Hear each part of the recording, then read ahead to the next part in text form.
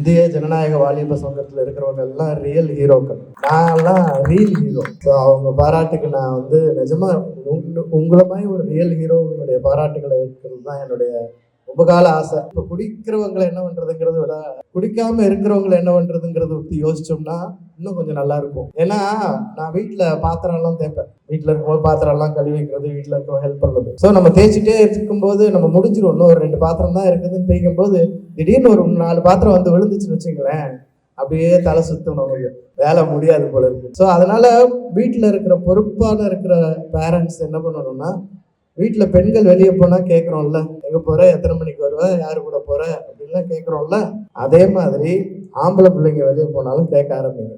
அப்போ தான் வந்து இந்த கூடுதலாக கழுவுறதுக்கு பாத்திரம் வந்து விழுந்து டயர்டாக்காது. ஏன்னா இந்த மாதிரி நிறைய பிரச்சனைகளை கையாளுறதுக்கும் அதை களைகிறதுக்கும் சமுதாயத்தை மேம்படுத்துறதுக்குமாக உழைப்பவர்களுடைய நிலைமை இப்போது டயர்ட்னஸ் ஆயிடுச்சு. ஏன்னா வேலை பலு ரொம்ப ஜாஸ்தி ஆயிடுச்சு. எங்கே போனாலும் பிரச்சனை.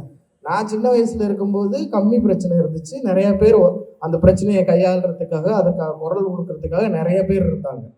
இப்போ வந்து எல்லா இடத்துலையும் பிரச்சனையானதுனால சமுதாய தீர்கேடுகளை கேள்வி கேட்குறவங்க வந்து ரொம்ப டயர்ட் ஆகிட்டதா நான் உணர்றேன். வீட்டில் தேய்க்கப்படாத பாத்திரங்கள் நிறைய இருந்துச்சுன்னா, மழை போல இருந்துச்சுன்னா ஒன்றுமே ஒரு பாத்திரம் கூட நம்மளால கையெடுக்க முடியாது.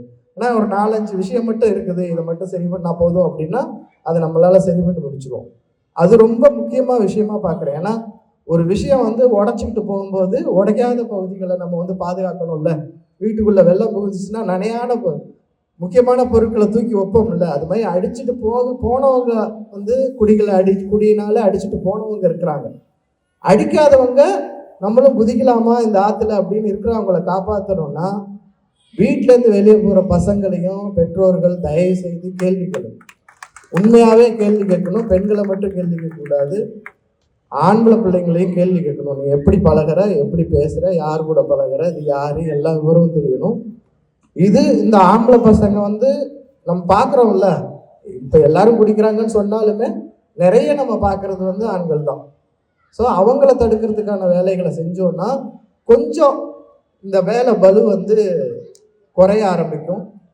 ஒரு சமூகத்தினுடைய நான் நிறையா வந்து துப்புரவு தொழிலாளர்களை பார்த்துட்டே இருக்கும்போது மனசு ரொம்ப கஷ்டமாக இருக்கும். நான் வீட்டில் குப்பையை பிரித்து போடுவேன், அப்படியே அள்ளி போட்டுகிட்டே இருப்பாங்க, அவங்க டெய்லி கூட்டிகிட்டே இருப்பாங்க. இவங்களுக்கு வேலை வந்து குறையாதா அப்படிங்கிற மாதிரி இருக்கும். அதுக்கான பொறுப்பு நம்ம கையில் தான் இருக்குது. ஸோ அப்போ வேலை பலுவை குறைக்கிறதுக்கான வேலைகளை நிறைய பேர் செய்யணும்னா இந்த மாதிரியான ஜாக்கிரதையான விஷயங்களை வந்து நம்ம கையாண்டு தான் ஆகணும்.